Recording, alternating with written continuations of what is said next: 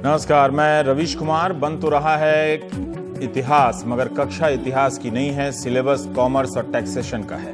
अखबारों में जीएसटी को लेकर अलग अलग सेक्टर की परेशानियों की खबरें भी छप रही हैं, लेकिन इन सबको छोटी मोटी दिक्कतें बताते हुए सरकार अपनी तय की हुई मंजिल पर पहुंच चुकी है। 1 जुलाई से जीएसटी लागू हो रही है। सरकार के लिए मौका इतना बड़ा है कि वो इसे आज़ादी के लैंडमार्क की तरफ पेश करना चाहती है। कपड़ा व्यापारियों को छोड़ बाकी अधिकतर व्यापारिक संगठन छोटी मोटी और बड़ी आपत्तियों को आंदोलन से बचाते हुए जाहिर कर रहे हैं। इसलिए समझना और दावा करना मुश्किल है कि उनकी परेशानी कितनी जायज़ है और कितनी बड़ी।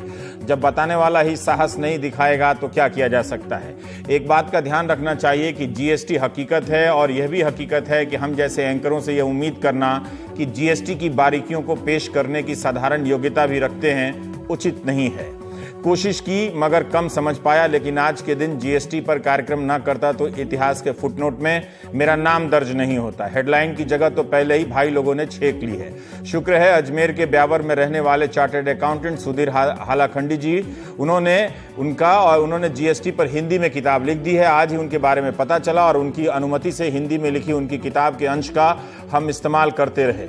आप सभी को जीएसटी मुबारक। सुधीर हालाखंडी का दावा है कि इन्होंने जीएसटी की 100 से अधिक शब्दावलियों को हिंदी में समझाया है। जीएसटी मतलब वस्तु एवं सेवा कर। सुधीर हालाखंडी ने हिंदी में यूट्यूब पर 30 ऑडियो क्लिप अपलोड किया हुआ है। जीएसटी बाय सुधीर हालाखंडी के नाम से आप सर्च कर सुन सकते हैं। www.halakhandi.com पर सुधीर जी की हिंदी वाली किताब भी उपलब्ध है। यह किताब ई बुक में उपलब्ध है। सुधीर जी ने लिखा है कि इसे कोई भी छाप कर शेयर कर सकता है, बशर्ते वह व्यावसायिक उपयोग ना करे, किताब की कीमत ना वसूले और उनका नाम छापे जरूर, और लेखक को 2 प्रतियां भी भेज दे। सुधीर जी ने हिंदी के लिए इतना सोचा, हम उनके आभारी हैं। जिस भाषा में रोजगार पाते हैं हम, उसी भाषा के प्रति किसी सीए ने इतनी मेहनत की है तो अजमेर में बैठे सुधीर हालाखंडी को दिल्ली से मेरा सलाम पहुंचे। थैंक यू सुधीर हालाखंडी जी। सरकार जो काम लाखों करोड़ों खर्च कर रही है, वही काम आप अपनी तरफ से फ्री में कर रहे हैं। आम जनता को जीएसटी के बारे में सस्ता महंगा के फ्रेम में समझाया जा रहा है। भारत का मीडिया बजट के साथ भी यही करता है और बजट में दर्ज नीतिगत चालाकियां या खूबियां जनता तक पहुंच ही नहीं पाती हैं। 2 तरह की जीएसटी है, एक स्टेट जीएसटी जो राज्य के खाते में जमा होगी, दूसरा सेंटर जीएसटी जो सेंटर के खाते में जमा होगी। मान लीजिए जयपुर के व्यापारी रमेश चंद उसी शहर के डीलर सुरेश चंद को 10 लाख में अपना माल बेचते हैं। मान लीजिए 9% स्टेट जीएसटी है और 9% सेंटर जीएसटी। इस हिसाब से Ramesh ji 90,000 tax state GST के रूप में लेते हैं और 90,000 सेंटर जीएसटी के रूप में। ये पैसा रमेश दोनों खजाने में जमा करा देते हैं। अब सुरेश जी इस माल को जोधपुर के महेश चंद को 10,50,000 रुपए में बेचते हैं। जो जिसको बेचेगा वो उससे जीएसटी वसूलेगा। तो सुरेश जी 94,500 स्टेट जीएसटी और 94,500 सेंटर जीएसटी महेश जी से वसूल लेते हैं। अब सवाल आता है कि क्या सुरेश जी भी 94,500 रुपए स्टेट जीएसटी में जमा करेंगे? जवाब है नहीं, क्योंकि सुरेश जी 90,000 स्टेट और 90,000 सेंटर जीएसटी के रूप में रमेश जी को दे चुके हैं। इसलिए ये पैसा वो पहले दी गई जीएसटी से घटा देंगे, यानी दोनों जगहों पर 94,500 में से 90,000 माइनस हो जाएगा। इस तरह से वे 4,500 रुपए स्टेट जीएसटी में जमा करेंगे और इतना ही सेंटर जीएसटी में। उम्मीद है कि आज मेरे स्कूल के गणित के टीचर प्राइम टाइम नहीं देख रहे होंगे, वरना उन्हें सदमा लग सकता है कि जो लड़का गणित में फिसड्डी था वो टीवी पर देश को जोड़ घटाव कैसे समझा रहा है। उनके लिए बता दूं कि मैंने सुधीर जी की किताब टीप ली है, हूबहू पेश की है, अपना कोई दिमाग नहीं लगाया है। जीएसटी के साथ पुराने कर समाप्त हो जाएंगे, मगर एक राज्य से दूसरे राज्य के बीच माल ले जाने पर एक नई व्यवस्था से गुजरना होगा, जिसका नाम है integrated goods and services tax. इस दौरान रोड परमिट टैक्स भी देना होगा, जो अभी नहीं हटा है। सुरेश हालाखंडी मानते हैं कि रोड परमिट टैक्स तो अगर दिया गया तो क्या यह जीएसटी के अतिरिक्त कर है? अगर ऐसा है तो फिर जीएसटी एक कर कैसे है? इंटीग्रेटेड जीएसटी कोई नया कर नहीं है, बल्कि तंत्र है एक तरह का। इसके जरिए 2 राज्यों के बीच व्यापार पर नजर रखी जाएगी। कहा जा रहा है कि इससे प्रक्रियाएं थोड़ी जटिल हो जाएंगी। कैसे जटिल होगी? जब मैं इसे पढ़ने लगा तो चक्कर आ गया, फिर छोड़ दिया। बाकी आप जो विज्ञापनों में छपा है उससे खुद समझिए। वैसे सुरेश जी ने काफी सरल तरीके से समझाया है, लेकिन टीवी पर समयाभाव और जगह भाव के कारण हम उसे छोड़ रहे हैं। इतिहास बन रहा है तो थोड़ी मेहनत आपसे भी उम्मीद की जाती है। अब आते हैं रिटर्न पर। हर महीने 3 रिटर्न भरने होंगे जो एक दूसरे से अलग होंगे। GSTR 1 मासिक बिक्री का विवरण होगा जो अगले महीने की 10 तारीख तक जमा कर देना होगा। GSTR 2 मासिक खरीद का विवरण होगा। इसमें आप देंगे क्या क्या खरीदे, तो अगले महीने की 15 तारीख तक जमा करेंगे। 10 तारीख से पहले आप 2 का फॉर्म नहीं जमा कर सकते, क्योंकि आपको 10 तक बिक्री का विवरण जमा करना होगा। इसलिए आप फॉर्म 2 का विवरण 10 से 15 के बीच ही जमा कर सकेंगे। GSTR 3 ये मासिक कर का रिटर्न है, जो अगले माह की 20 तारीख तक जमा करने होंगे। और GSTR 9 ये वार्षिक रिटर्न है, जो वित्त वर्ष की समाप्ति के बाद 31 दिसंबर तक जमा करने होंगे। इस प्रकार पूरे साल में 37 रिटर्न भरने होंगे। ये रिटर्न आप सरकार ने जो GSTN नेटवर्क बनाया है वहां जाकर आप भरेंगे। आप पहले भी वैट वगैरह ऑनलाइन ही भरा करते थे, आई बिलीव। सुधीर हालाखंडी ने लिखा है कि इससे जुड़े प्रावधानों के पालन के लिए काफी मेहनत करनी होगी, बल्कि समय की मुश्किल सीमा का भी पालन करना होगा, क्योंकि जब तक पहला वाला विक्रेता रिटर्न नहीं भरेगा तब तक उससे खरीदने वाला अपना रिटर्न नहीं भर पाएगा, मिसमैच हो जाएगा और पूरी प्रक्रिया में चेन में ब्रेक आ जाएगा और सिस्टम को पता चल जाएगा। ऐसा दावा है। इस अंतर को ठीक करने के लिए सिर्फ 2 महीने का समय दिया जाएगा। 2 डीलरों के बीच के अंतर को, अगर पहले डीलर ने पैसे रिटर्न नहीं भरा, दुकान बंद करके भाग गया, तो क्या होगा? तो मुझे जो समझ में आया उसके हिसाब से जो GST आपने दी वो तो लेके चला गया, अब वो GST की रकम आपको शायद भरनी होगी। और अगर पहले वाले का विचार बदल गया, गांधी के विचारों से प्रभावित हो गया, भर दिया, तो वो रकम आपको मिल जाएगी। अब आप कहेंगे कि हमें कैसे मालूम जिससे माल खरीद रहे हैं वो डीलर भरोसेमंद है? तो इसके लिए GST की साइट पर, GSTN की साइट पर डीलरों की एक रेटिंग दी जाएगी। रेटिंग से सारी समस्याएं दूर हो जाती हैं। हर व्यापारी दूसरे व्यापारी की रेटिंग देख सकेगा, जो GSTN की साइट पर होगी। अब आते हैं बिल पर। 1 जुलाई को आप अपनी दुकान पर जाएंगे, ग्राहक को माल बेचते हैं, तो पहला GST बिल कैसे काटेंगे? GST के तहत आप कंप्यूटर के अलावा अपनी बिल बुक भी छपवा सकते हैं अपने पैसे से। मान लीजिए कि आप कपड़ा व्यापारी हैं, शनिवार को आपकी दुकान पर कोई ग्राहक पहुंचता है और 100 शर्ट खरीदता है, तो बिल कैसे बनाएंगे? कुल 15 प्रकार की जानकारी आपको प्राप्त करनी होगी। विक्रेता और खरीदार का नाम, पता, GSTN नंबर जरूर होना चाहिए। बिल जारी करने की तारीख, उसका सीरियल नंबर भी होना चाहिए। माल का विवरण, मात्रा, संख्या और कुल कीमत आपको दर्ज करनी होगी। डीलर के दस्तखत अनिवार्य हैं। हर बिल की 3 प्रति रखनी होगी। एक आप रखेंगे, दूसरा खरीदार के पास होगा और तीसरा ट्रांसपोर्टर लेकर जाएगा। गौरक्षा गाय के मामले में क्या होगा ये मैं नहीं जानता हूं, अभी पूछेंगे। अभी इसे आपको छपवा कर रख लेना चाहिए। माल का विवरण जैसे अब दिया, बिल कैसे बनेगा? तो कमीज है और संख्या हुई 100 कमीज, कीमत प्रति कमीज 1100 रुपए, तो कुल कीमत 1,10,000 रुपए। तो स्टेट का GST हुआ 6600 और सेंटर का GST हुआ 6600 रुपया, अलग अलग आप दर्ज करेंगे। कुल बिल की रकम हुई 1,23,200 रुपए। आपका और आपके ग्राहक का GSTN नंबर उसमें लिखा रहेगा। इस तरह से बिल छपवाना काफी आसान ही लग रहा है। छपवाने की लागत आपको खुद उठानी पड़ेगी। GST के तहत सजा का भी प्रावधान है। क्या GST के तहत गिरफ्तारी के प्रावधान हैं? क्या इससे छोटी मोटी नादानी आपको जेल में पहुंचा देगी? ये सब आशंकाएं हैं या वाकई ऐसा है, ये भी जानने का प्रयास करते हैं। तो हालाखंडी जी ने हिंदी में लिखा है कि GST की धारा 69 में गिरफ्तारी के प्रावधान दिए गए हैं। अगर किसी ने 132 ABCD के तहत अपराध किया है तो गिरफ्तार हो सकता है। GST अधिकारी गिरफ्तार करेगा और आदेश देगा, आयुक्त बिना उसके नहीं होगा। कुछ अपराध गैर जमानती हैं और कुछ जमानती। बगैर आयुक्त के आदेश के न तो गिरफ्तारी होगी और जो जमानती हैं वहीं आपका प्रक्रिया पूरी करके आप छूट जाएंगे।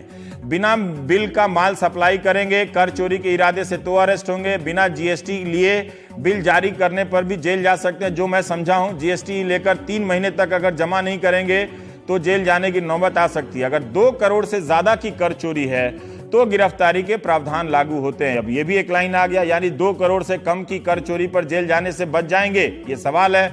मध्यम और छोटे श्रेणी के डीलर को डरने की जरूरत नहीं है, हालाखंडी जी लिखते हैं। मगर आप 2 बार GST का उल्लंघन करते हैं तो जेल जा सकते हैं। तब यह नहीं देखा जाएगा कि 2 करोड़ की कर चोरी का आरोप है या नहीं। 0%, 5%, 12%, 18% और 28% टैक्स है। दुनिया में कहीं भी 5 प्रकार के GST टैक्स नहीं है GST के तहत, सिर्फ भारत में है। 28% तो और कहीं भी नहीं है। आवश्यक वस्तुओं को GST से बाहर रखा गया है, तो कई चीजें ऐसी हैं जो पहली बार टैक्स के दायरे में भी आएंगी। हम इस पर और बात करेंगे। हमारे साथ सुशील कुमार गोयल साहब हैं, आप वाइस चेयरमैन हैं इनडायरेक्ट टैक्सेस कमेटी के। आप चार्टर्ड अकाउंटेंट भी हैं, तो बहुत बहुत स्वागत है आपका। हम ये जानना चाहते हैं, एक देश एक कर है या एक देश सिर्फ 5 कर है? नहीं, कर के 5 रेट हैं, कर एक ही है। ये ऐसा दुनिया में है या यही 5 रेट? नहीं, हमारा देश, हम थोड़ा जीएसटी, वो डुअल जीएसटी ला रहे हैं। एक तो केंद्र सरकार और राज्य सरकार का टैक्स बट रहा है, आधा टैक्स केंद्र सरकार को जा रहा है, आधा टैक्स राज्य सरकार को जा रहा है। डुअल जीएसटी भी और कहीं है, मतलब ये तो कहीं के मॉडल बहुत कम देशों में, लेकिन है। ठीक है, हाँ। ऐसा नहीं है कि हम पहली बार कर, लेकिन हमारे यहाँ बहुत सारी टैक्स रेट आ गई है जो बाकी देशों में नहीं है। आप सिर्फ जो रेट की बात कर रहे हैं 5%, 12%, 18, 28, उसके अलावा भी कुछ रेट है, जैसे ज्वेलरी पे आपने सुना होगा 3% टैक्स रेट। कुल मिला के 7 प्रकार के हैं, मतलब कैटेगरी। उसके अलावा भी कुछ डिस्काउंट वगैरह की बातें चल रही है, कम रेट पे टैक्स लगेगा। तो वो चीजें हैं, लेकिन हमारे देश का जो अभी जो ढांचा है टैक्स का, उसे हमें जीएसटी में कन्वर्ट करने के लिए जरूरी था। इसलिए सरकार ने ऐसा किया है। धीरे धीरे सरकार वादा कर रही है कि हम इसे रेट को नंबर ऑफ रेट को कम कर देंगे। सरकार ने वादा किया है ऐसा? धीरे धीरे रेट के नंबर को कम किया जाएगा, हाँ, ताकि ये एक समान रूप से चले, लेकिन अभी प्रारंभिक रूप में नहीं कर पाएंगे। जब सी फॉर्म आया था, ये जो सेंट्रल टैक्स लगा था, तो उसके बारे में भी कहा गया था कि हम हर साल 1% टैक्स कम करेंगे। उसमें एक वो खामी रह गई थी। उसमें कंडीशन थी कि सेंट्रल गवर्नमेंट स्टेट गवर्नमेंट को कंपनसेट करेगी, जितना लॉस होगा स्टेट गवर्नमेंट को उतना कंपनसेट है। तो कंपनसेटेड सही समय पे हो नहीं पाया, तो वो नहीं घट पाया।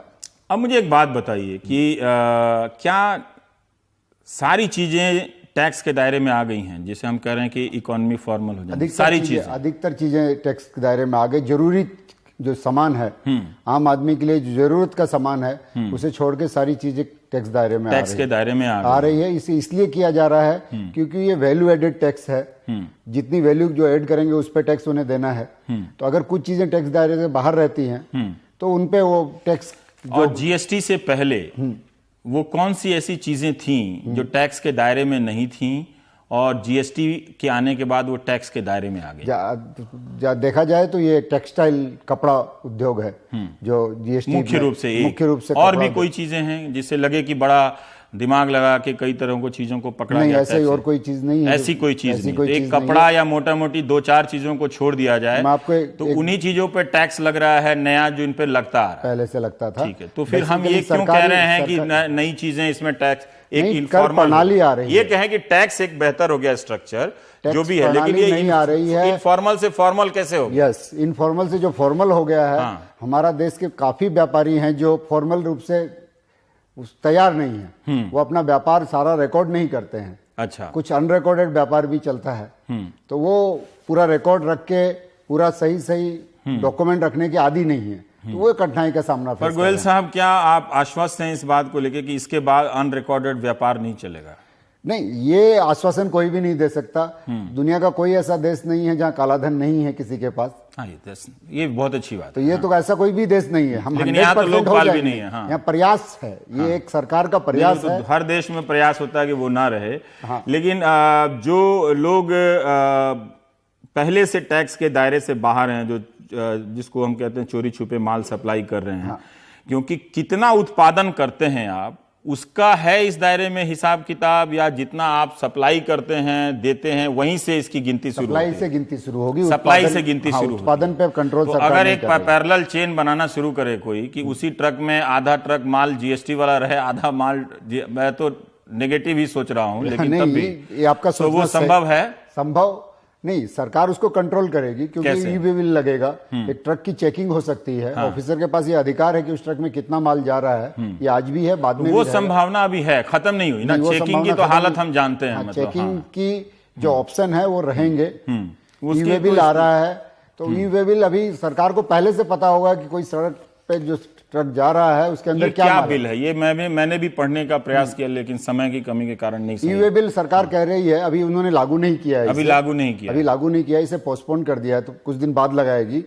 वो ये है कि अगर कोई भी आपने ट्रक लोड किया तो आप एक कंप्यूटर पे बता देंगे सरकार को कि इस ट्रक में हम ये माल भेज रहे हैं, जिसकी अभी आज के सिस्टम में ये पहले से जानकारी नहीं होती थी सरकार को। हर कंट्रोल, उस पर कंट्रोल ला रही है सरकार। कोई भी मूवमेंट ऑफ गुड्स होगा तो आपको ई-वे बिल जनरेट करना होगा, तभी हो सकता है। हाँ, तभी हो सकता है। मान लीजिए कि एक फैक्ट्री, एक ही आदमी की 2 फैक्ट्री है, एक माल यहाँ बनाया, हाँ जी, और अपने ट्रक से दूसरे मोहल्ले के फैक्ट्री में उसको पहुंचाता है, तो मैं मान के चलता हूं कि इसके लिए वो बिल नहीं बनाता, लेकिन अब उसको बिना बिल बनाए हाँ, नया सिस्टम जब ये नहीं हो प्रणाली लगेगी, अभी लगी नहीं है, जब लगेगी उस समय उसे करना तब उसके लिए मुश्किल हो जाएगा कि फिर बिना रिकॉर्डेड ट्रांजैक्शन का सामान इधर से उधर करना ज्यादा से ज्यादा होने लगेगा। अनरिकॉर्डेड ट्रांजैक्शन का सामान इधर से उधर ले जाना लोगों के लिए मुश्किल हो जाएगा। ये कच्चा बिल समाप्त हो गया आपको लगता है? काफी हद तक कंट्रोल हो गया, मैं ये बोलूंगा। कंट्रोल हो गया, मतलब कंट्रोल होना क्या होता है? कम हो समाप्त की उम्मीद कर रहे हैं, जश्न मनाने जा रहे हैं। कम सरकार कोशिश करती है, लेकिन व्यापारी बना लेते हैं। व्यापारी तो अभी कुछ ना कुछ रास्ता ढूंढते हैं। अच्छा, यही लोग जो अपोज कर रहे हैं उनका यही डर है कि जो चीज हम कर रहे थे या इसलिए वजह से भी ज्यादा अपोज हो रहा है कि उन्हें सारा हिसाब देना पड़ेगा। इसमें एक कारण वो बताते हैं कि उनके पास कंप्यूटर नहीं है। जैसे प्रवीण खंडेलवाल का कहना है कि 4 करोड़ फर्म जो हैं उनके पास कंप्यूटर नहीं है। ये तो बड़े हैरानी की बात है। जीएसटी में कहीं भी कंप्यूटर रखने की आवश्यकता नहीं बताई गई। अच्छा, तो आप कैसे अगर जमा करेंगे? हाथ से नहीं, जीएसटी की रिटर्न देने के लिए आपको सहायता लेनी पड़ेगी किसी की। रिटर्न कंप्यूटर से ही लगेगी, लेकिन आपको आपका व्यापार करने के लिए कंप्यूटर की आवश्यकता नहीं है। क्या वो रिटर्न मैं खुद भर सकता हूं या मुझे सीए या आप रिटर्न खुद भी भर सकते हैं। अच्छा, रिटर्न बहुत साधारण रिटर्न फॉर्मेट है। अच्छा, उसमें बहुत कठिनाई नहीं है। जरूरी आपको स्टार्टिंग में कुछ तकनीकी जानकारी लेनी पड़ेगी। हाँ, लेकिन हम खुद भी भर सकते हैं। जिस तरह से इनकम टैक्स के लिए आप लोगों की जरूरत पड़ती है। हमने अखबारों में ऐसा पढ़ा कि सीए लोगों का कारोबार काफी बढ़ जाएगा, वकील लोगों का हजारों करोड़ का बिजनेस हो जाएगा। एक तो जानकारी के लिए काम बढ़ रहा है। हाँ, क्योंकि आपको जानकारी तो जैसे जानकारी लाते हैं, तो मैं अभी किशोर बेयानी जी को एनडीटीवी के अंग्रेजी चैनल पर ही बात करते सुना कि 5 बजे के बाद जब से पता चल गया कि आ रहा है, तो पूरी प्रक्रिया को समझने और उसको सिस्टम को बनाने के लिए, जब वो लोग इनके पास इतनी टीम होती है सीए और वकीलों की, उनको इतनी मेहनत करनी पड़ रही है, तो छोटे और मझोले प्रकार के व्यापारी जो हैं उनको कितनी मेहनत करनी पड़ेगी? नहीं, उनको अपने व्यापार के बारे में समझना है, और जो चार्टर्ड अकाउंटेंट है उन्हें सबके व्यापार के बारे में समझना है। तो ये थोड़ी सा डिफरेंस तो रहेगा ही सर, थोड़ा डिफरेंस रहेगा। तो उनको फीस देना पड़ेगा। ये क्या, ये कई जगह पढ़ने में आया कि उनका ये खर्चा बढ़ जाएगा व्यापारियों का। थोड़ा खर्चा इससे बढ़ेगा जरूर, थोड़ा क्योंकि सिस्टम में बदलाव हो रहे हैं। हाँ, सिस्टम में बदलाव हो रहे हैं तो उसकी जानकारी एक हर व्यक्ति को होनी चाहिए। मैं ये जानना चाहता हूँ कि सेवा के बारे में समझना चाहता हूँ। क्या पुजारी जी को भी जीएसटी देनी होगी? जो मेरे घर पे कारपेंटर आता है, जिसको मैं काम कराता हूँ, पैसा देता हूँ, क्या वो भी, उसका भी जीएसटी नंबर होगा या उसको अभी भी मैं कैश 20 लाख की छूट है, सरकार ने 20 लाख की छूट रखी है। जिनकी टर्नओवर 20 लाख से कम होती है उन्हें टैक्स दायरे से बाहर रखा है। तो इसमें तो बहुत लोग घपला कर लेंगे सर, कई तरह की कंपनियां बना लेंगे, कहेंगे हम 20 लाख से कम कमाते हैं। अगर आप कई कंपनी बनाते हैं तो बना सकते हैं, उसमें कोई रोक टोक नहीं है। हाँ ना, तो लेकिन 20 लाख बहुत छोटी, बहुत बड़ी टर्नओवर नहीं है। बहुत बड़ी टर्नओवर है ये 20 लाख, आपकी इनकम की बात नहीं। इसमें कोई वकील हो जो 20 लाख से कम कमाता हो, जैसे वकील हर केस पे लड़ रहा है, तो क्या वो भी सेवा के दायरे में है? नहीं, वकील लोगों पे तो टैक्स जो वकील की सेवा लेते हैं उनको देना पड़ता है। रिवर्स चार्ज कहते हैं इसे। रिवर्स चार्ज कहते हैं। जैसे मान लीजिए कोई आदमी अखबार में आर्टिकल लिखता है या कहीं भाषण दिया, उसका पैसा लिया, तो उसका भी जीएसटी उसको देना पड़ेगा। उस पे भी जीएसटी लागू है। उस पे भी है। हाँ, तो वो देने वाले को जीएसटी देनी होगी या लेने वाले को जीएसटी देनी होगी? नहीं, इसमें सरकार ने अभी प्रावधान ये लाया है। हाँ, ये रखा है कि अगर आपकी टर्नओवर 20 लाख से अधिक है तो आपको रजिस्ट्रेशन लेके आपको टैक्स देना है। नहीं तो सरकार कह रही है कि जो उसकी सेवा लेगा, वो अगर एक दिन में 5,000 से ज्यादा की सेवा लेता है, ऐसे लोगों से, सब लोगों से मिला के अगर 5,000 से ज्यादा की सेवा लेता है एक दिन में, तो उसका कर उसे भरना पड़ेगा। पर हम आयकर तो दे ही रहे हैं। हाँ, तो हम जो 5,000 कमा रहे हैं उस पर हम इनकम टैक्स दे रहे हैं। मान लीजिए कोई स्वतंत्र पत्रकार है, वो कमा रहा है 20,000 रुपया, तो वो अपनी आमदनी पर टैक्स तो दे ही रहा है, अगर दे रहा है तो लेकिन अब उस कमाई पे जीएसटी भी देगा वो। तो ये तो व्यापारी कर ही रहे हैं ना साहब। पहले नहीं करता था ना, पहले तो वो टीडीएस देता था। टीडीएस तो इनकम टैक्स का एडवांस पेमेंट हो गया, लेकिन पहले वो जीएसटी कहाँ दे रहा था? इस तरह की सेवाओं उस पर लागू नहीं था। 20 लाख से नीचे अनरजिस्टर्ड डीलर बोलेंगे इसे, जो लोग रजिस्ट्रेशन नहीं ले रहे हैं क्योंकि उनकी टर्नओवर 20 लाख से कम है, तो उसे अनरजिस्टर्ड डीलर कहा जाता है। अनरजिस्टर्ड डीलर से अगर कोई सेवा लेगा, अगर आप छोटी मोटी सेवाएं ले रहे हैं तो कोई आवश्यकता नहीं है, लेकिन आप 5,000 से ज्यादा एक दिन में सेवा ले रहे हैं तो आपको उसका कर देना होगा। जो कर आप जमा देंगे उसका आपको क्रेडिट मिल जाएगा। ये अतिरिक्त भार नहीं आ रहा व्यापारियों पे। ये सारा जो हम सुन रहे हैं कि हम जमा किए, आपने जमा किया, तो आपने वहां रिम्बर्स ले लिया वापस। इतना फास्ट सिस्टम है कि आपने जयपुर में भरा जीएसटी और दिल्ली में हम भरे और उतना पैसा डाला और मुझे वो 1400 करोड़ रुपए सरकार ने खर्च किए हैं इस कंप्यूटर को बनाने में। और वो आपके करीब 85 लाख एसएससी हैं देश के, वो सबकी रिटर्न से डाटा निकालेगी और जिस आदमी से रिलेटेड है उसको भेज देगी 11 तारीख को ही। 10 तारीख को जो आप रिटर्न जमा देंगे, मैं आपको बताना चाहूंगा 10 तारीख को आपको सिर्फ अपनी बिक्री का रिटर्न देना है। और जो परचेज की बात आपने बताई कि 15 तारीख को हमें रिटर्न भरनी है, वो रिटर्न सरकार हमें बना के भेजेगी। अच्छा, सब लोग अपनी अपनी बिक्री की रिटर्न भर देंगे। सबकी बिक्री से जिसने जिसने परचेज किया, जिसने जिसने खरीदा, उनका रजिस्ट्रेशन नंबर डालेंगे, तो उनके रजिस्ट्रेशन के नंबर के हिसाब से ये कंप्यूटर सबकी रिटर्न छांट देगा रिटर्न से। इतना फास्ट होगा ये? हाँ, ये छांट के और उनको भेज देगा 11 तारीख को। वो अपना चेक कर लें कि मैंने इतना ही परचेज किया या कम किया या ज्यादा किया। सामने वाले ने जो रिटर्न भरा है, जितना सेल दिखाया है मेरे नाम पे, वो सही है या तो नहीं। फिर व्यापारी लोग क्यों इतना परेशान है कि जब ये इतना अभी पूरी जानकारी नहीं है, अभी पूरी जानकारी नहीं है। और वो मैचिंग, इससे मैचिंग बहुत सारे बाजारों में जाता हूं, जैसे गांधीनगर गया था, तो वहां तो बहुत जगह पे चलता नहीं है। कई लोग कह रहे थे कि अंदर वो हम तो सर्विसेज ही, टेलीकॉम सर्विसेज ही बदलते रहते हैं, लेकिन नेट नहीं चलता। तो वो लोग क्या करेंगे? बाहर कहीं जाके पीसीओ आपको हमेशा ऑनलाइन नहीं, ऑनलाइन 5 मिनट का समय लगेगा रिटर्न डाउनलोड करने में। 5 मिनट का समय? 5 मिनट में रिटर्न डाउनलोड हो गया, उसके बाद आप अपने कंप्यूटर पे चेक करते रहिए। आपको ऑनलाइन चेक नहीं करना है। अच्छा, आपको ऑनलाइन चेक नहीं करना है। आपको रिटर्न भरने के समय इंटरनेट कनेक्शन होना जरूरी है। मान लीजिए कि ऐसा कोई व्यापारी है, तो उसके लिए क्या प्रावधान है कि नहीं है कंप्यूटर, थोड़े समय के लिए मान लेते हैं, किसी की सहायता लेके वो रिटर्न किसी की सहायता लेके सरकार वो, क्योंकि अभी वो हमने सुना कि वैट वगैरह तो ऑनलाइन ही भरते हैं ना। वैट तो जब ऑनलाइन भरते हैं तो इसको ऑनलाइन लेके क्यों परेशान है लोग? बस थोड़ी सी नया आ रहा है, थोड़ा नया फॉर्मेट है, तो उसकी चिंता है। कई राज्यों में ये मैचिंग नहीं था। मैंने जो बताया कि वो डिटेल कंप्यूटर निकाल के आपको देगा, फिर आपको मिलाना है, इसे मैचिंग कॉन्सेप्ट कहते हैं। ये कई राज्यों में लागू नहीं था, तो उनको लग रहा है थोड़ा ज्यादा परेशानी है। बाकी जिन राज्यों में लागू था वो वहां के व्यापारी इसके बारे में एक और चीज जानना चाहता हूं, जैसे पेट्रोल को बाहर रख दिया गया, तो कोई स्टेट पेट्रोल पे कुछ भी एक्साइज लगाया, कहीं कुछ लगाया, तो वो जो दाम बढ़ेगा तो उसकी वजह से बहुत सारी चीजों के दाम तो अलग से बढ़ते चलेंगे, कॉस्ट एक्स्ट्रा रहेगी। तो हम जो कह रहे हैं कि साबुन का दाम अब पूरे देश में एक होगा, वो तो सही बात नहीं है, क्योंकि पेट्रोल का दाम अगर साबुन एक प्रोडक्ट मान लें, तो पेट्रोल के दाम के हिसाब से साबुन का दाम बंगाल में कुछ और हो सकता है, यूपी में कुछ और हो सकता है, क्योंकि अंतर होगा ना। एक कैसे होगा? तो एक नहीं कहे ना। नहीं, व्यापारी एक मतलब एक होता है, 1.1 नहीं होता है। एक बात आपकी सही है, अगर आप इतने बारीकी से देखेंगे कि एक क्यों नहीं देखेंगे? अगर एक देश एक कर कहा जा रहा है, साबुन की वैसा ही 15 रुपए की है, उसे ट्रांसपोर्ट करने के लिए तेल लगा है, तो उसे ट्रांसपोर्ट करने के लिए 5 पैसे का तेल लगा है, 3 पैसे का लगा, उतना ही फर्क। अगर वो दाम, अगर वो कोई सब्जी है तो उससे उसकी वजह से दाम बढ़ गया, या कोई और चीज है, अगर उतनी बारीकी देखेंगे तो 1 पैसे 2 पैसे का फर्क होगा उसके लिए। तो वो व्यापारी के लिए जिम्मेवारी है कि वो अपने लाभ से उसे, ठीक है। अब एक बात जो इसमें आती है कि अगर मान लीजिए कि कोई कल 75 रुपया का एक टूथपेस्ट दुकान पे लगा हुआ है, बिल्कुल सर, कल हम जाते हैं खरीदने के लिए, बिल्कुल, अब उसका जीएसटी कम हो गया है, तो क्या वो कम दाम में हमें देगा कल, कि वही 75,000 रुपया, 75 रुपया जो उसके उस पर छपा हुआ है उसी में देगा वो? नहीं, वो तो एमआरपी हो गया, मैक्सिमम रिटेल प्राइस। तो उससे कम में दे सकता है वो। और उससे सरकार कह रही है कि एंटी प्रॉफिटिंग क्लॉज एक लगाया गया है इसमें, कि आपको अगर कर की वजह से कोई लाभ होता है, वो आपको सामने वाले को पास ऑन करना है। नहीं दिया तो हम इतने आदमी कहां जाके कंप्लेन करेंगे? तो ये तो मुकदमा ही बढ़ जाएगा सर चारों। नहीं, अभी उसका हिसाब सरकार देखेगी। कंज्यूमर, आप छोटे कंज्यूमर हैं, 75 रुपए में आपने ट्यूब खरीदी है, उसको कर का कितना फायदा हुआ? मान लीजिए कि एक एसी कोई खरीदता है, जिसमें हमको 1200 रुपया का फायदा हो रहा है, वो हमको नहीं दे रहा, कह रहे हैं एमआरपी 30,000 रुपया। उसकी शिकायत दर्ज करेंगे तो सरकार उस पर कहां करेंगे जाके शिकायत?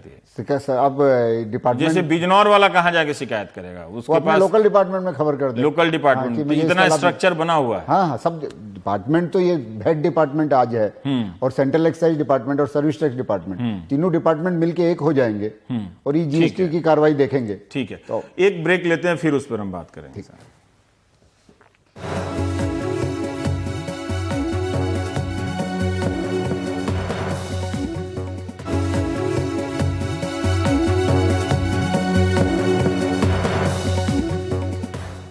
सुशील जी, दो प्रतिक्रियाएं, मैं अर्थशास्त्रियों की प्रतिक्रियाएं देख रहा था कि हम तैयार नहीं हैं, लेकिन बड़ी मुश्किल से हम वहां पर पहुंच गए हैं, ये हकीकत है, अब इसमें शामिल हो जाना चाहिए।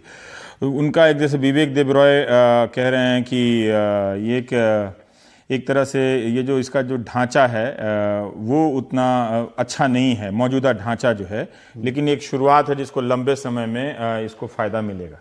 तो ढांचा की शिकायत है, वो कह रहे हैं कई देशों में शुरू में महंगाई बढ़ी, अरविंद सुब्रमण्यम का एक लेख पढ़ रहा था अप्रैल में, लाइव मिंट में उन्होंने लिखा था, वो भी कह रहे हैं कि एक कर, एक देश, एक कर होना चाहिए। तो ये 4-5 प्रकार का कर, वो भी 28% का कर, और फिर वो 20% समान 28% में। तो जितनी आप नेतागिरी करेंगे 5 से 12 में रखेंगे, 5 से 12 में रखेंगे तो उससे ज़्यादा 28 वालों पे भी बोझ बढ़ेगा कि वहाँ टैक्स बढ़ाते रहो या उसमें सामान डालो।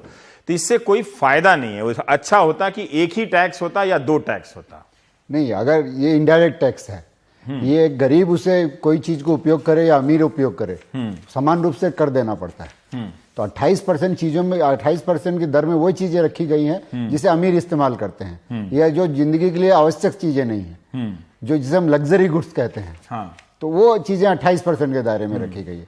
जिसे सबको इस्तेमाल करते हैं वो 5% या 0% के रेट में रखी गई है। तो महंगाई जो बढ़ती है, आपने जो बात छेड़ी कि महंगाई क्यों बढ़ती है, महंगाई जीएसटी आने से बढ़ने का डर इसलिए है कि हर व्यक्ति को थोड़ा सा डर है कि क्रेडिट उसे मिलेगा कि नहीं, क्योंकि उसे जीएसटी पूरा वैल्यू एडेड टैक्स है। जितना कर आपने पिछले स्टेज पे दिया था उसका आप क्रेडिट लेंगे और आप डिफरेंस का कर ही जमा देंगे। लेकिन आपको अगर डर हो गया कि मुझे ये क्रेडिट नहीं मिला तो आप उसे अपनी वैल्यू में जोड़ना चाहेंगे तो चीजों के दाम थोड़े बढ़ने का डर रहता है। एक सवाल बताइए, मैं पूछ लेता हूं कि मान लीजिए मैंने कोई माल बनाया और सप्लाई कर दी, खरीद लिया, लेकिन जीएसटी जमा कर दिया और माल नहीं बिका। नहीं, माल बिकने पे, माल बनाने पे टैक्स नहीं है, वो समस्या खत्म। मैं डीलर हूं, हाँ, मैंने ये लैपटॉप आपको सप्लाई किया, आपसे जीएसटी ली, जमा कर दी, हाँ? और इस उम्मीद में आपने खरीदा, आपने भी जीएसटी जमा की, और अंत में जो तीसरे डीलर के पास पहुंचा, मार्केट में मंदी आ गई और ये लैपटॉप नहीं बिका, तब नहीं बिका, सामान तो बिका नहीं और जीएसटी जमा हो गया। जीएसटी तो जमा है तब तक, तो आप बेचेंगे ही ना उसे। वो अगर नहीं बिका तो माल नहीं बिकता ना, कई बार तो कुछ 1% या 2% हर व्यापार में होता है। हर व्यापार में होता है, तो उसका जीएसटी तो दे दिया, उसको मिलेगा क्या? दूसरी चीज आप बेचेंगे उसमें एडजस्ट कर लेंगे। ये क्लियर है क्या? हाँ, ये क्लियर है कि आपके पास मैं इसकी बात कर रहा हूँ ना, मैंने इस पे जीएसटी नंबर जनरेट किया है, 4 तरह के, ये बिका है, ये नहीं बिका, फाइनली देने के बाद सरकार को ये एडजस्ट करने की आवश्यकता। अभी क्या होता है कि बहुत सारे डीलर आपके यहाँ सामान रख गए, आप अगर दुकानदार हैं, बिका तो बिका, जितना नहीं बिका वापस ले गए। बिल्कुल। अब तो वो कहीं से खरीद के ले आएगा तो जीएसटी टैक्स दे देगा, नहीं बिका तो वहीं दोनों के बीच में झगड़ा होगा। वापस दे दीजिए, आप उसे वापस लौटा देंगे तो टैक्स का आपको एडजस्टमेंट मिल जाएगा। ये तो मुझे कहीं नहीं मिला कि माल अगर आपने सेल्स रिटर्न कहते हैं, ये सेल्स रिटर्न होगी तो आपको उसका कर का एडजस्टमेंट मिल जाएगा। ठीक है, इसे क्रेडिट नोट के माध्यम से आपको एडजस्टमेंट मिलता है। वो मिल जाएगा कि हमारा माल नहीं बिका तो है, आप वापस मैन्युफैक्चरर को लौटा कर रहे हैं तो आप दे दीजिए। हाँ, तो इन सब प्रक्रिया में ये सारे पैसे इतनी बिजली की गति से लौटते रहेंगे क्या कि महीना, 3 महीना, 4 महीना? हाँ, वो रिटर्न के माध्यम से सारा चीज बनाया है सरकार ने। ये क्यों कहा जा रहा है कि इसमें छोटे प्रकार के मध्यम मझोले व्यापारी ज्यादा इसमें हिट होने वाले हैं, बर्बाद हो सकते हैं? क्योंकि रिकॉर्ड रखना पड़ेगा आपको। पहले नहीं रखते थे। हाँ, पहले उतना रिकॉर्ड नहीं रखते थे। अब आप उनका रजिस्ट्रेशन नंबर डाल के इनवॉइस इशू करना पड़ेगा। आपने किस रजिस्टर्ड पर्सन को बेचा, किस अनरजिस्टर्ड पर्सन को बेचा, कितना बेचा, ये सारी जानकारी अभी जो अलग अलग बताया जा रहा है कि 2 रुपया साबुन में कम हो गया, 2.5 रुपया इसमें बढ़ गया, तो ओवरऑल क्या होने वाला है? इससे तो पता नहीं चलता ना। ओवरऑल मेरा मंथली जो बजट है उसमें ओवरऑल जो 5,000 रुपया मैं खर्च कर पा रहा हूं, उससे ज्यादा नहीं खर्च कर पा रहा हूं, वो 5,000 6,000 हो जाएगा या 5,000 घट के 4,500 हो जाएगा? ओवरऑल कोई नहीं बताता। वो कुछ ना कुछ कम होगा, क्योंकि सरकार ने जितने भी रेट लगाए हैं 5-10 रुपया कम होगा। जितने भी रेट सरकार ने फिक्स किए हैं, इसे फिटमेंट कमेटी थी एक, जिन्होंने रेट फिट किए, वो ज्यादातर कम ही किए हैं। अगर हम पहले 28% में जो चीजें देते थे, अगर आप देखें तो 28% की चीजें ज्यादातर थी, अब वो 18% की ज्यादातर चीजें हो गई है। अब जैसे न्यूजीलैंड में 15% जीएसटी है, ब्राजील में 7 और 12% है, जर्मनी में 19% है, मलेशिया में 6 है, सिंगापुर में 7 है, मैंने हर चीज पे 7 है। हाँ, तो भारत में क्यों नहीं बना इसे 5? मतलब मैंने बताया है ना कि कुछ चीजें वो नहीं करना चाह रही थी सरकार इनिशियल स्टेज पे। तो अभी अगर वो ये जीएसटी तो नहीं हुआ ना, तो जीएसटी में तो एक जीएसटी होता है ना। जीएसटी का मतलब सरकार बोल भी रही है 1 नेशन 1 टैक्स एंड 1 मार्केट। एक बाजार में 5 कर हैं, एक देश के एक बाजार में 5 कर हैं। एक देश के एक बाजार में एक कर कहाँ है? मुझे एक बताइए ना, एक कहाँ है? मैं एक ढूंढ रहा हूं। कर जो सरकार कह रही है, कर का नाम एक है, रेट अलग अलग है, तो अलग अलग चीजों पे अलग अलग रेट है। अब ये कहा जा रहा है कि इससे मुकदमेबाजी काफी बढ़ेगी और एंटी प्रॉफिटियरिंग को भी लेके लोग शिकायत कर रहे हैं कि इससे बहुत सारे शिकायतें होने लगेंगी मुकदमे। अगर ये मिसयूज किया गया, अगर डिपार्टमेंट के ऑफिसर इसे सही रूप से, अधिकारी अगर इसे मिसयूज करेंगे, ये डर है हमें। अभी करेंगे नहीं करेंगे ये बोला नहीं जा रहा। क्यों हम शिकायत करेंगे, आपने हमें दाम नहीं दिया तो हम वो आपको जेल भेजेंगे, तो इसमें डर की क्या बात है? डर की बात ये है कि मिसयूज क्या है? मतलब मिसयूज के नाम पे वो उपभोक्ता के हक में फैसला ना करें। हाँ, बिजनेसमैन के हक में फैसला डर ये है करे ही नहीं, है ना? मेरे अगेंस्ट में ना हो जाए ये कहीं। तो ये है, ठीक है। तो हमने, मुझे जितनी बात समझ में आई उतने सवाल हमने किए। जरूरी नहीं है कि सारे सवाल बेहतर ही हों, पर मैं अरविंद सुब्रमण्यन और विवेक देवराय का ही पढ़ रहा था कि टैक्स बहुत ज्यादा है। कहीं हिंदुस्तान 28% के कारण हाई टैक्स कंट्री ना बन जाए, कि इस तरह से 28% में महंगी चीज, जो महंगी की बात नहीं है, बात हो रही थी 15% होना चाहिए, 18% एक रेट होना चाहिए, लेकिन आप 5 टैक्स ले आए हैं। मैं आपको फिर बताता हूँ, ये इनडायरेक्ट टैक्स है। हाँ। ये सबको समान रूप से देना पड़ता है। सबको एक अमीर भी वही उतना ही टैक्स देता है एक पैकेट बिस्कुट खाने पे जितना गरीब देता है। तो इसलिए गरीब को देना चाहिए उतना, तो गरीब को कम देना चाहिए ना, गरीब को कम देना चाहिए। तो इसलिए गरीब द्वारा इस्तेमाल की गई चीजों को कम टैक्स के दायरे में रखा जो गरीब द्वारा इस्तेमाल की गई चीजें हैं, क्या वो उन चीजों को अमीर इस्तेमाल नहीं करता? अमीर आटा नहीं खाता है क्या? लेकिन तो ये डिफरेंस इसलिए किया गया है। फिर उसको अमीर क्या कर रहे हैं? तो उसमें सबके लिए हमने फायदा दिया है ना। नहीं, वो तो रोजमर्रा की चीजों के लिए, लेकिन जो रेट ज्यादा रखा गया है वो तो सिर्फ रोजमर्रा की चीजें तो दोनों में कॉमन है, अमीर और गरीब उनके लिए कॉमन है। रोटी दाल उसको डिफरेंशिएट नहीं किया जा सकता। वो संभव नहीं है कि अमीर जो दाल खाता है वो अलग है। बहुत बहुत शुक्रिया सुशील जी। ब्रेक के बाद उन व्यापारियों की भी तस्वीर दिखाएंगे जो इस ऐतिहासिक आंदोलन में हिस्सा न लेते हुए इसके खिलाफ आंदोलन कर रहे हैं। ब्रेक के बाद व्यापारियों की तकलीफ व्यथा की कहानी।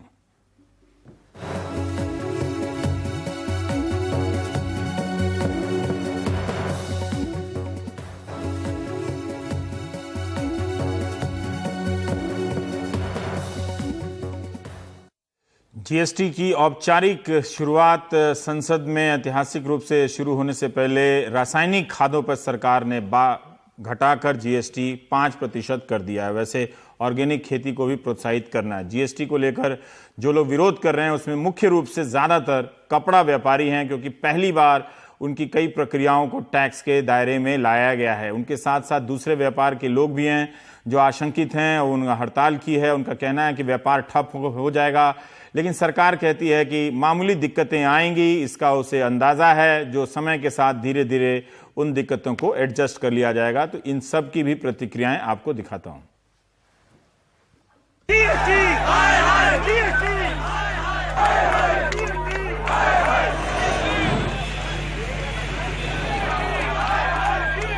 ट्रैक्टर पार्ट्स पे पहले 5% वैट था और 12% एक्साइज थी। हाँ। अब उसको 28% के लग्जरी स्लैब में डाल दिया। हाँ। ट्रैक्टर जो है एक आम आदमी के, किसान की जरूरत की चीज है। हाँ। उसको 28% के लग्जरी स्लैब में रख दिया। ऑटो स्पेयर पार्ट्स पे 28% जीएसटी लगा दिया। स्कूटर पार्ट्स पे 28% जीएसटी लगा दिया। पहले कितना था? पहले ऑटो स्पेयर पार्ट्स पे 12.5% वैट था। हाँ। ट्रैक्टर पार्ट्स पे 5% था। हाँ। हमें लगता है कि ये जो चीजें हैं आम आदमी के जरूरत की चीजें हैं, इनको 28% के लग्जरी स्लैब में डालना हमें लगता है कि तर्कसंगत नहीं है।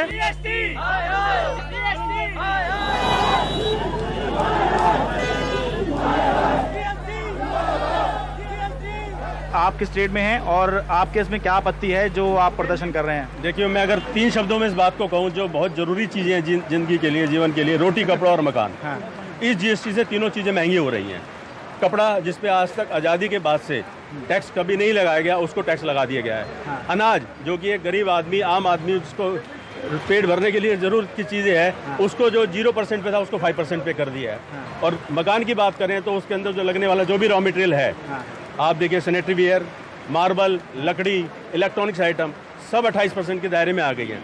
तो इससे आम आदमी के ऊपर बहुत बोझ पड़ेगा।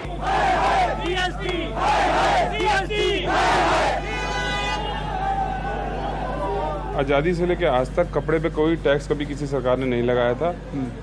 ये सरकार आई है जिसने कपड़े पे जीएसटी लगाया। इससे पहले दिल्ली सरकार ने कपड़े पे टैक्स लगाया था, लेकिन उसकी एक सीमा रखी थी, 500 रुपये से ऊपर के कपड़े पे वैट लगाया था।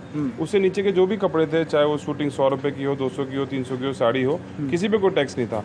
अभी समस्या ये है कि जब आज तक कभी किसी सरकार ने टैक्स नहीं लगाया और छोटे छोटे कई ऐसे दुकानदार भी हैं जिनको पता ही नहीं करना क्या है, गवर्नमेंट की तरफ से कोई लिटरेचर, किसी तरह का कोई ट्रेनिंग, किसी तरह की कोई भी आप कह सकते हैं जानकारी नहीं दी जा रही है।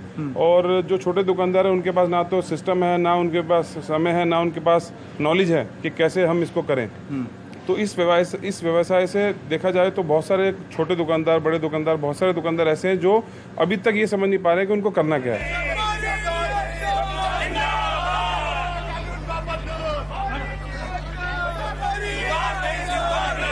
10 दिन में तो लगभग ये कह सकते हैं कि 90% जो है पीसफुली शांत बैठा है बिजनेस। यार वाले जो है वो कहते हैं ये क्या टैक्स लगना है, 12 लगेगा, 18 लगेगा, ये जो भी आएगा उसके बाद सप्लाई करेंगे। जब रॉ मटेरियल नहीं मिलेगा तो मशीनरी कैसे चलेगी? कस्टमर जो है वो आ नहीं रहा, जीएसटी की वेट कर रहा है, क्या सिस्टम बनेगा उसके बाद ही परचेज करेंगे। सिस्टम को मैनेज करने में कम से कम 50,000 रुपये का खर्चा है। इंटरनेट कनेक्शन चाहिए, कंप्यूटर्स चाहिए, कंप्यूटर्स को चलाने वाला, ऑनलाइन अकाउंट्स मैनेज करने वाला अकाउंटेंट चाहिए।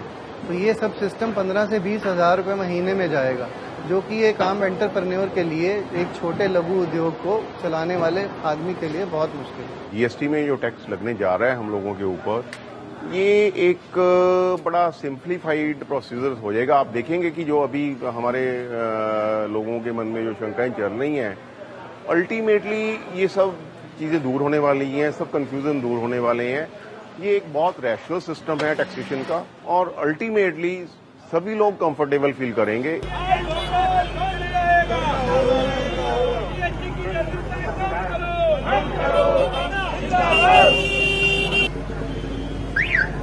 तीस तारीख 12 बजे के बाद कुछ तो जीएसटी चालू होगा, लेकिन उसमें कैसे बोल के कुछ तो 12 बजे के बाद जो बिल बनेगा उसके ऊपर तो टैक्स लगेगा, कैसे क्या बोल के अभी तक तो क्लियर नहीं है। सबसे पहले एक हम गवर्नमेंट से कोई कंसेशन नहीं मांग रहे, ठीक है।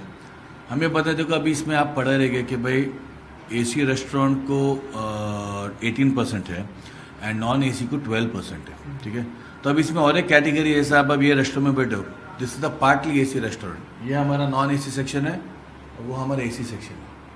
तो एज पर आवर अंडरस्टैंडिंग अभी जो नॉन एसी सेक्शन को भी मेरे को 18% लगाना पड़ेगा if you go for the rule. तो ये बात आ रही है कि भाई लोग ऐसा कर रहे हैं कि कस्टमर्स भी झगड़ा करेंगे ना कि भाई बाहर तुम 12 हम एसी में नहीं बैठो, कस्टमर कौन समझेगा? गवर्नमेंट वो मैकेनिज्म कोई किया नहीं। कोई नाटक 2 एक्टर्स रहते हैं, किसी में 20 जन रहते हैं, किसी में 25 जन रहते हैं, म्यूजिकल कॉन्सर्ट में बहुत जन रहते हैं। तो इसमें पूरा मतलब आज सबके ऊपर जीएसटी लगने वाला है।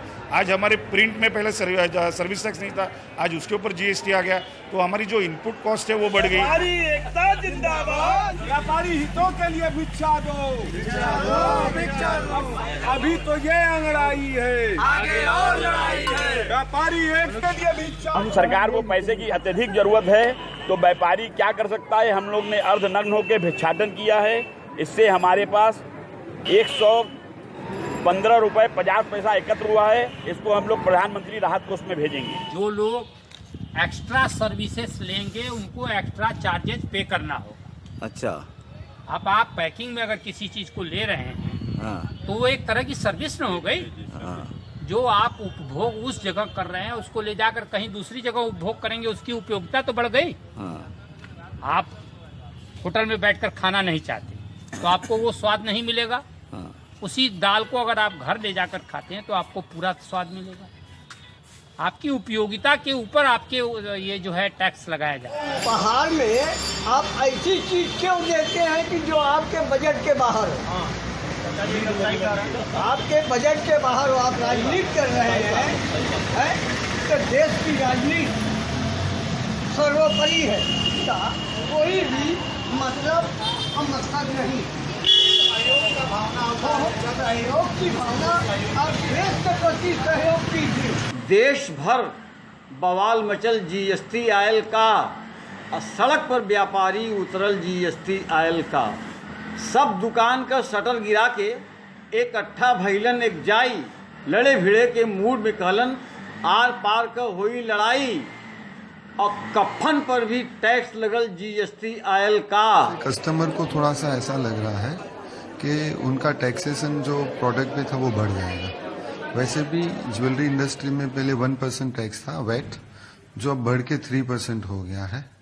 तो इस बारिश की सीजन में भी सब लोग प्री प्लान कर रहे हैं, जिनके दिवाली पे शादी है, दिवाली के बाद शादी है, तो वो ये सोच के सोना ले रहा है कि उसका 2% जो है वो बच जाएगा।